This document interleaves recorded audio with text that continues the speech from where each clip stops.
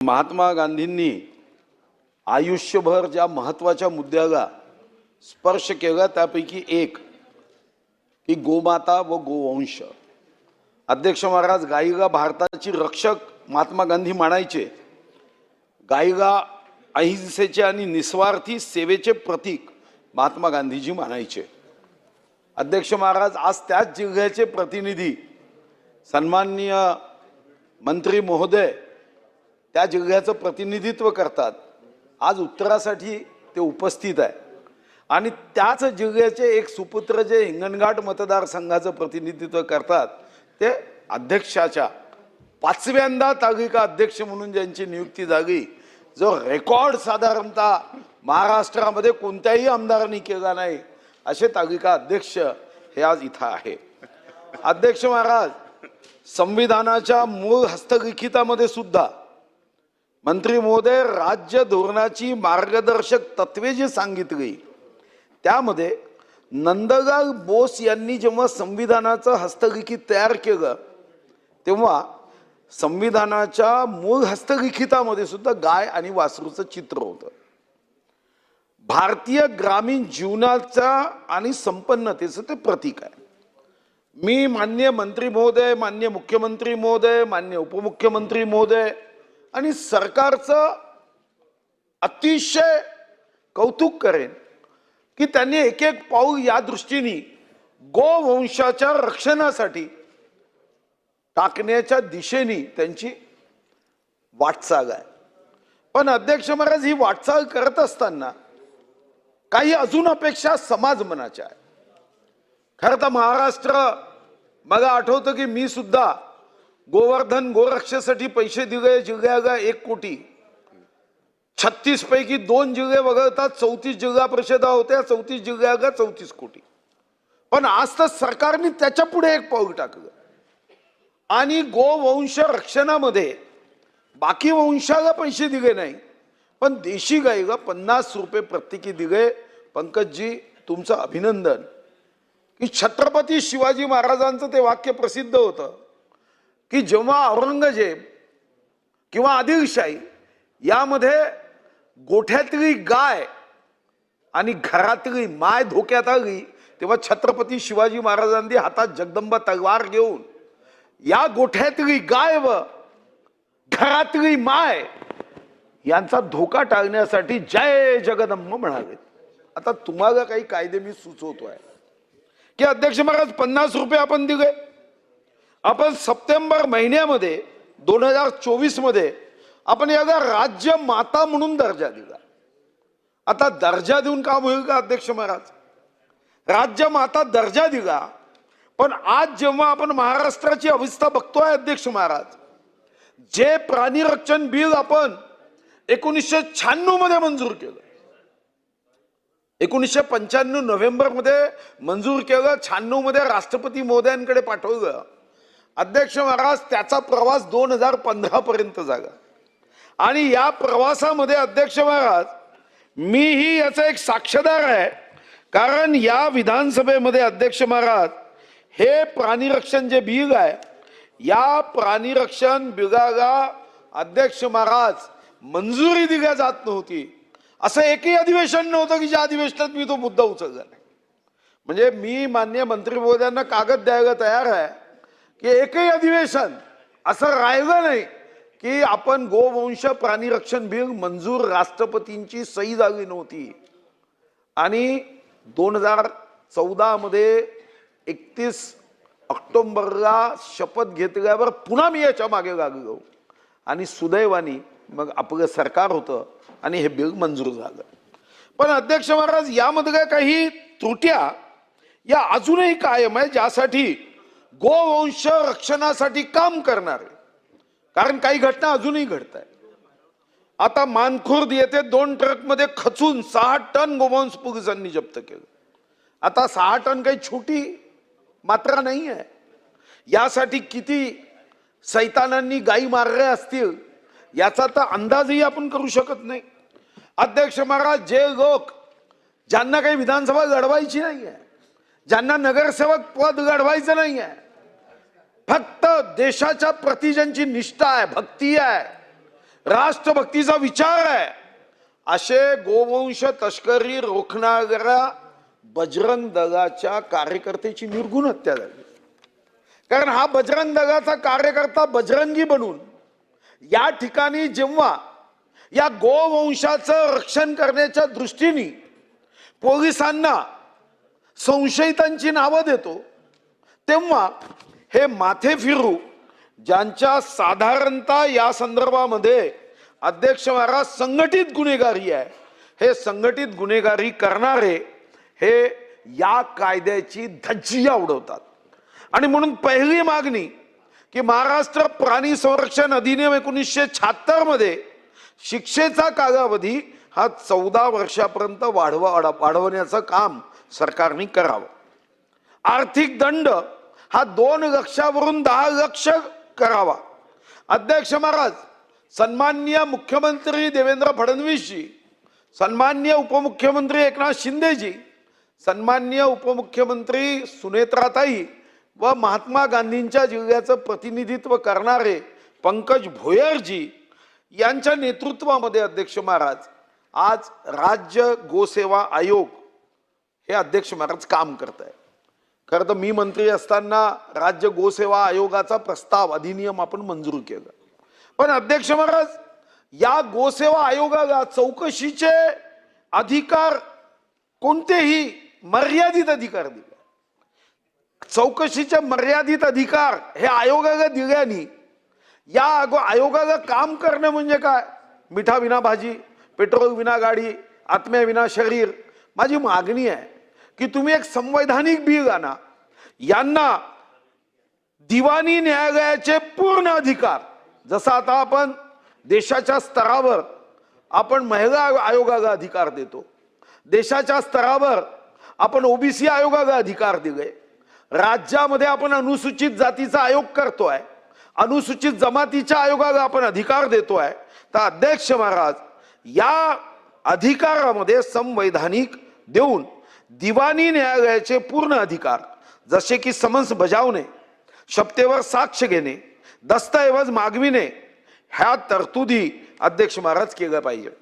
आपण अध्यक्ष महाराज बघितलं की या ज्या प्रश्नावर अध्यक्ष महाराज आपण ही चर्चा करतोय अध्यक्ष महाराज, तो प्रश्न आणि त्या प्रश्नामध्ये आपण सांगितलं की काही गाड्या आम्ही जप्त केल्या। आता यामध्ये वापरण्यात येणारी वाहने ही 17 आपण गुन्ह्यात पकडली। माझी मागणी आहे की वाहने पुन्हा पुन्हा अध्यक्ष महाराज गुन्हे करतात, कारण त्यांना कोणत्याही प्रकारची अध्यक्ष महाराज भीती नाही आहे। आणि म्हणून या संदर्भात माझी मागणी आहे की आपण अशा ज्या गाड्या आहेत ना, जसं वन विभागामध्ये मी गाडी पकडली की ताबडतोब 7 दिवसात सरकार जमा होते, नो सुपुर्दनामा किंवा कोर्टाला कोणताही आदेश देण्याची अधिकार आपण मर्यादित केला। आपण सुद्धा गोवंशाच्या संदर्भामध्ये गाडी ताबडतोब सरकार जमा करण्याच्या दृष्टीने आपण यामध्ये निर्णय करू शकतो का? मग मुद्दा येतो रासायनिक विश्लेषणाचा। अध्यक्ष महाराज यामध्ये रासायनिक विश्लेषण जे होतं त्यामध्ये अध्यक्ष महाराज इतका कालावधी लागतो की दोष सिद्धी करणं हे शून्यावर जातं। आणि मग गोवंशाची तस्करी, अवैध वाहतूक, यामधलं मांसाची तस्करी, अशा अनेक गोष्टी होत असतात। समृद्धी महामार्गावरून बंदिस्त कंटेनरद्वारे गोवंशाची बेकायदेशीरपणे वाहतूक करणे हे अध्यक्ष महाराज चालू आहे। यामध्ये मंत्री महोदयांना माझी आग्रही या संदर्भातील एक मागणी आहे अध्यक्ष महाराज, या संदर्भामध्ये विशेष पोलीस पथके तयार केले पाहिजे, अँटी कॅटल ट्रॅफिकिंग स्क्वॉड्स। कारण हे जर केलं नाही तर मग अध्यक्ष महाराज जे पोलीस कर्मचारी आहे त्यांच्यावर इतर कामं खूप आहेत। आपल्याला विशेष पोलीस पथके तयार करणे, जिल्हास्तरीय व राज्यस्तरीय समिती करण्याची आवश्यकता आहे, ज्यामध्ये पोलीस, महसूल विभाग, पशुसंवर्धन हे तिन्ही जिल्हा स्तरावर आणि राज्य स्तरावर अध्यक्ष महाराज हे करणे आवश्यक आहे। आज देशामध्ये 7व्या क्रमांकावर गोवंश आणि प्राण्यांच्या संख्येत आपण 7व्या क्रमांकावर गेलो।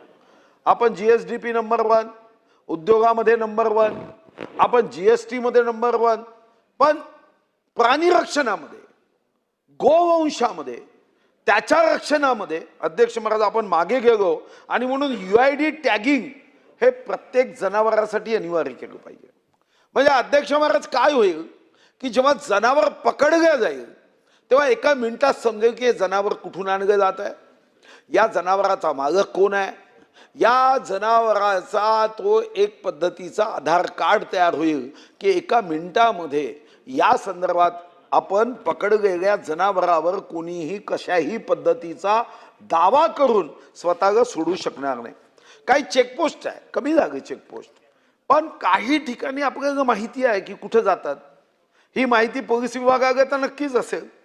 हाय डेफिनेशन CCTV त्या ठिकाणी लावले पाहिजे. अध्यक्ष महाराज यामध्ये जनसहभाग वाढवणं आवश्यक आहे, जनजागृती करणं आवश्यक आहे, ग्रामरक्षक दल निर्माण करणं आवश्यक आहे.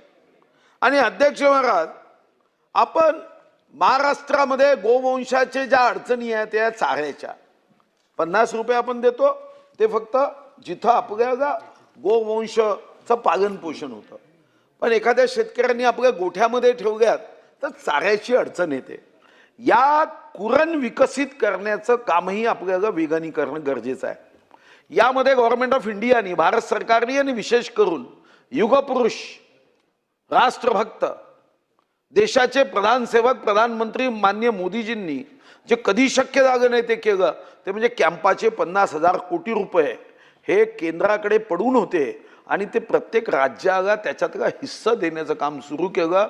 अध्यक्ष महाराज तो आपल्या महाराष्ट्राचा साधारणतः 4,850 कोटी कॅम्पाचा पैसा आहे.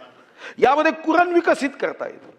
पण या संदर्भामध्ये आपण पुढाकार घ्यावा पंकज भोयर साहेब, आणि प्रत्येक जिल्ह्यामध्ये, प्रत्येक तालुक्यामध्ये हे कुरण विकसित केलेत तर त्या ठिकाणी हा आपला जो जनावराचं वय झालं हे सांगून ज्या पद्धतीने केलं जाते ते होणार नाही.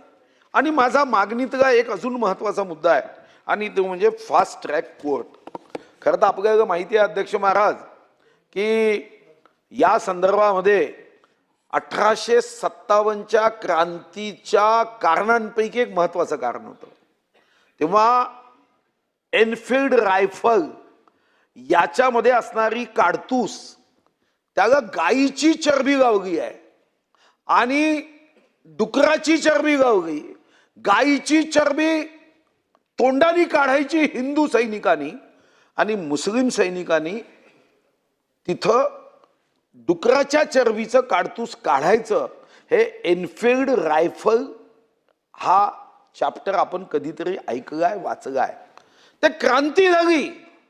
एवढं गायीचं महत्व, गोवंशाचं महत्व आहे. आणि तेव्हा अध्यक्ष महाराज इंग्रजांनी मग डिवाइड अँड रूल करण्याच्या दृष्टीने नवीन नवीन कपट योजना केल्या अध्यक्ष महाराज. पण तेव्हा तात्कालिक मुस्लिम बांधवांनी सुद्धा जाहीर केलं की हिंदू बांधवांना गोहत्या नको असेल तर आपण सुद्धा गाय मारायची नाही. आणि अध्यक्ष महाराज मी तर तात्कालिक काँग्रेस नेत्यांचंही अभिनंदन करेन की आम्ही असं म्हटलं जातं की हा विषय फक्त भारतीय जनता पार्टीचा आहे. चूक. काँग्रेसच्या नेत्यांनी सुद्धा अध्यक्ष महाराज 1955 मध्ये उत्तर प्रदेशमध्ये कायदा केला, बिहारमध्ये 1955 मध्ये केला, पंजाबमध्ये 1955 मध्ये केला, 1976 मध्ये महाराष्ट्रात काँग्रेसनी केला.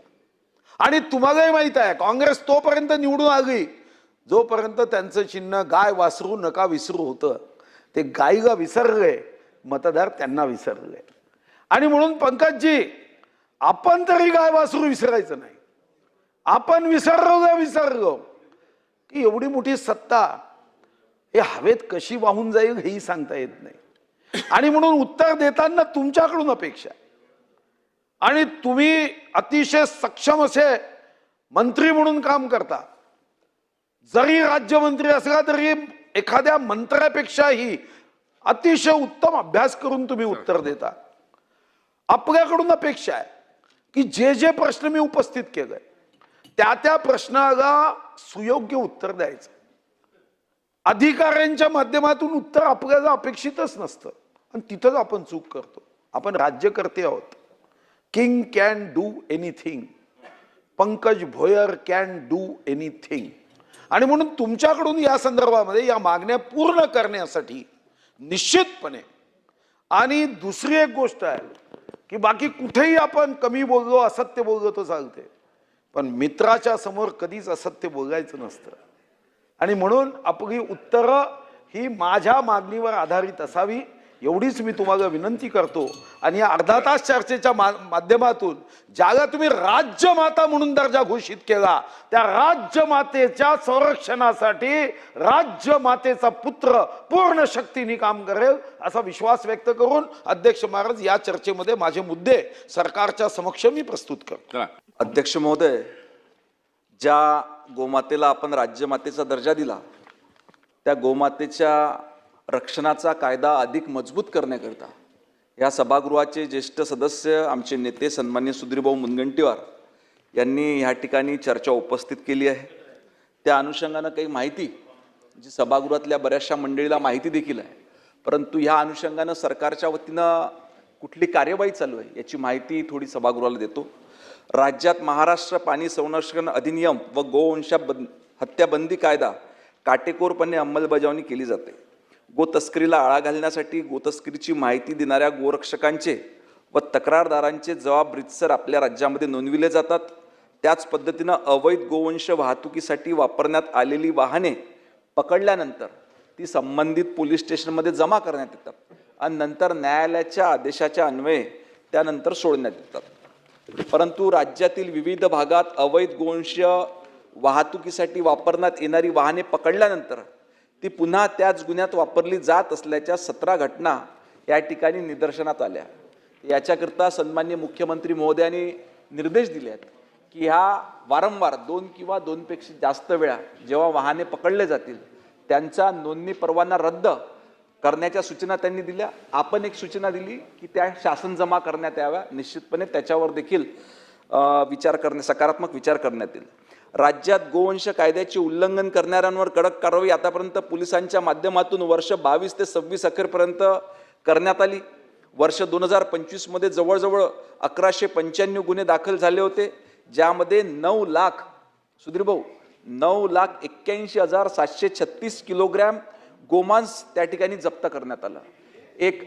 9,81,736. आपण मगाशी काहीतरी 6 टनची माहिती त्या ठिकाणी दिली होती एका ठिकाणची, परंतु मी अजून आपल्याला एक माहिती देतो. मुंबई पुणे महामार्गावर आमच्या लोणावळ्याच्या परिसरातल्या पोलिसांनी 57 टनचे 2 कंटेनर त्या ठिकाणी पकडले. नंतर पोलीस प्रशासन डीप त्या मॅटरमध्ये गेलं, सखोल चौकशी केली असता ते मास्क त्या ठिकाणी हैदराबादच्या एका कंपनीकडून आपल्या राज्यामध्ये पाठवण्यात येत होतं. आपली पोलीस त्या ठिकाणी गेली, तो कत्तलखाना त्या ठिकाणी बंद पाडला. त्याच पद्धतीनं आजूबाजूच्या परिसरातले 4 ते 5 कत्तलखाने आपण त्या ठिकाणी बंद पाडलेले आहेत. आज अवैध वाहतूक गुन्हे, गोवंश अवैध वाहतुकीच्या प्रकरणात वर्ष 2025 मध्ये जवळजवळ 3,124 गुन्हे दाखल करण्यात आले, ज्यामध्ये 25,164 जनावरांची सुटका त्या ठिकाणी करण्यात आली. वर्ष 2026 मध्ये म्हणजे आता मे पर्यंत जवळजवळ 1,736 गुन्हे दाखल झाले असून त्या माध्यमातून 17,215 जनावरांची सुटका करण्यात आली. आता यामध्ये पोलीस प्रशासनाच्या अशा लक्षात आलं होतं की काही मंडळी ही वारंवार त्या प्रकरणांमध्ये गुंतलेली असतात. अशा वेळी जी मंडळी, आणि त्याच्यामध्ये शिक्षेची तरतूद ही सौम्य होती, म्हणून माननीय मुख्यमंत्र्यांच्या नेतृत्वात गृह विभागाने एक निर्णय घेतला की जी मंडळी वारंवार अशा पद्धतीचे गुन्हे करतात अशा व्यक्तीवर किंवा गटावर मकोका देखील आपण त्या ठिकाणी दाखल करतो. वर्ष 2025 मध्ये 4 गुन्ह्यात जवळजवळ 14 आरोपींवर आणि वर्ष 2026 मध्ये आता मे पर्यंत 2 गुन्ह्यांमध्ये 15 आरोपींवर मकोका कायद्याअंतर्गत आपण त्या ठिकाणी कार्यवाही केलेली आहे. गोवंशाच्या अवैध खरेदी विक्रीसाठी ऑनलाईन माध्यमांचा आणि मोबाईल क्रमांकाचा वापर करणाऱ्यांवर कडक निगराणी आपल्या प्रशासनाच्या वतीने ठेवण्यात येते. गोवंशाच्या कुर्बानीची ऑनलाईन पेमेंट स्वीकारून बुकिंग घेणारी बेकायदेशीर जाहिरात मोबाईलसह क्रमांकासह प्रसारित होत असल्याबाबत आपल्या इथे नुकतीच डोंगरी पोलीस ठाण्यास तक्रार प्राप्त झाली होती. त्या अनुषंगानं पोलीस ठाणे डोंगरी पोलीस ठाणे मुंबई येथे 415/26 कलम 299 2023 अन्वये नोंद घेण्यात आली आहे आणि या गुन्ह्याचा तपास देखील त्या ठिकाणी सुरू आहे. कृषी व पशुसंवर्धन विभागाच्या, कारण हा विभाग तसं दोन याच्यामध्ये, एक गृह विभागाचा देखील याच्यामध्ये रोल येतो, त्याच पद्धतीनं पशुसंवर्धन विभागाचा देखील याच्यामध्ये महत्त्वाची भूमिका असते. कृषी व पशुसंवर्धन विभागाच्या दिनांक 27 फरवरी 2024 रोजीच्या शासन निर्णयानुसार राज्यातील सर्व पशुधनाची प्रजनन, आरोग्य व मालकी हक्काची माहिती एकाच ठिकाणी उपलब्ध व्हावी यासाठी 12 अंकी 12 कोडेड ER टॅगिंग व त्याची नोंद national digital live stock mission अंतर्गत भारत पशुधन प्रणालीवर घेणे बंधनकारक आपण त्या ठिकाणी केलेली आहे. त्याच पद्धतीनं गोसेवा आयोगाबद्दल देखील आपण माहिती दिली होती. ह्या गोसेवा आयोगाच्या बैठकीनंतर आपण गोवंशाची अवैध वाहतूक, अवैध कत्तल, अनधिकृत कत्तलखाने यांना प्रतिबंध करण्याकरता संबंधित कायद्यांची, हे जे सर्व कायदे आहे याची अंमलबजावणी चांगली प्रभावीपणे व्हावी याच्याकरता नुकत्याच 31 मे 2026 रोजी आपण एक परिपत्रक काढलं. त्याच्यामध्ये देखील आपण मार्गदर्शक सूचना त्या ठिकाणी दिलेल्या आहे. आता या होणारी गोतस्करी, गोहत्या ही अजून थांबली पाहिजे, ही अजून प्रभावी झाली पाहिजे. याच्याकरता आपण काही सूचना केल्या आहे की शिक्षेचा कालावधी त्या ठिकाणी वाढला पाहिजे, आर्थिक दंड त्या ठिकाणी वाढला पाहिजे आणि ज्या गोसेवा आयोगाचं आपण गठन केलं त्याला चौकशीचे अधिकार दिले पाहिजे, दिवाणी न्यायालयाचे आपण अधिकार दिले पाहिजे, अशी आपली मागणी आहे. निश्चितपणे सरकारच्या वतीने याच्यावर सकारात्मक विचार त्या ठिकाणी करण्यात येईल. विशेष पोलीस पथक याच्याकरता नियुक्त केले पाहिजे अशी आपली काही सूचना आहे. त्याच पद्धतीने जिल्हा स्तरावर आणि राज्य स्तरावर देखील समिती केली पाहिजे. UID टॅगिंग कंपल्सरी आपण त्या ठिकाणी केलं पाहिजे आणि काही महत्त्वाची चेकपोस्ट असतात, साधारणतः आपल्या राज्याच्या ज्या सीमावर्ती बाउंड्री असतात त्या ठिकाणी चेकपोस्ट असतात, त्या ठिकाणी लवकरात लवकर CCTV लावण्याची कार्यवाही देखील सरकारच्या वतीनं करण्यात येईल. जनजागृती करण्याकरता आपली मदत सुधीर भाऊ त्या ठिकाणी घेण्यात येईल. आपण देखील आम्हाला जनजागृती करण्यामध्ये मदत कराल अशी आपल्याकडनं आशा बाळगतो. जे कॅम्पाचा एक मोठा निधी ह्या देशाच्या प्रधानमंत्र्यांनी ह्या देशातल्या सर्व राज्यांना उपलब्ध करून दिला. आपल्या राज्याला देखील जवळजवळ 4800 कोटी रुपये ह्या कॅम्पाच्या माध्यमातून मिळाले आहे आणि ह्या कॅम्पा निधीमधून आपण कुरण क्षेत्र विकसित करू, ज्या माध्यमातून जास्तीत जास्त चांगला चारा आपण आपल्या ह्या गोवंशांना त्या ठिकाणी उपलब्ध करून देऊ. तर निश्चितच ह्या सर्व एकंदरीत बाबींचा विचार करून, ह्या देशातल्या लोकांच्या भावनांचा विचार करून, त्यांच्या भावनांचा आदर करून गोवंशाची रक्षण करण्याकरता जास्तीत जास्त चांगले कामं, सकारात्मक कामं या सरकारच्या वतीनं करण्यात येईल. आपण सर्वांनी इतक्या चांगल्या पद्धतीनं ऐकून घेतलं, आपल्या सर्वांचं धन्यवाद मानतो. धन्यवाद. चला, जसं आता आपण आयोगाला संवैधानिक दर्जा देण्याची मागणी केली, सकारात्मक आहे. मला वाटतं की आपण इथं जरी चर्चा केल्यावर एक उच्चस्तरीय बैठक आपल्या स्तरावर एक आयोजित करावी, ज्यामध्ये विविध विभागाचे अधिकारी असले पाहिजे. आता तुम्हालाही माहिती आहे की आपण विधानसभेत अनेक आश्वासनं देतो, चर्चेमध्ये आपण सकारात्मक राहतो, पण मंत्रालयामध्ये अध्यक्ष महाराज गेलो रे गेलो. अध्यक्ष महाराज, मी फक्त एकच गोष्ट मंत्रालयात पाहिली आहे, खरं तर ते भविष्यात त्याला अजगर भवन नाव द्यावं लागते, अजगरापेक्षा सुस्त राहतात फायली. आणि म्हणून माझी एक विनंती आहे की या मंत्रालयातून आपल्याला वेगाने काम करायचं असेल तर एक बैठक आपण उच्चस्तरीय करावी आणि एकदा त्या उच्चस्तरीय बैठकीमध्ये आपल्या लक्षात येऊन जाईल लोकांचे चेहरे पाहून कोण मायकाला दूध पिके आहे आणि कोण बिना दूध काय. मंत्री महोदय, ह्याच मायकालालांची बैठक सुधीरभाऊ 20 मे 2026 रोजी माझ्या दालनात आयोजित करण्यात आली होती आणि लगेचच 21 मे 2026 रोजी आपण गोवंशाची अवैध वाहतूक, अवैध कत्तल, अनधिकृत कत्तलखाने यांना प्रतिबंध करणे तसेच संबंधित कायद्याची अंमलबजावणी करण्याकरता मार्गदर्शक सूचना करण्याकरता आपण हे परिपत्रक त्या ठिकाणी काढलेलं आहे. पुन्हा एकदा आपण ज्या पद्धतीने सूचना केली की हे नवीन मोठे मायकलाल यांची बैठक 3 महिन्याच्या आतमध्ये अधिवेशन झाल्यावर घेण्यात येईल.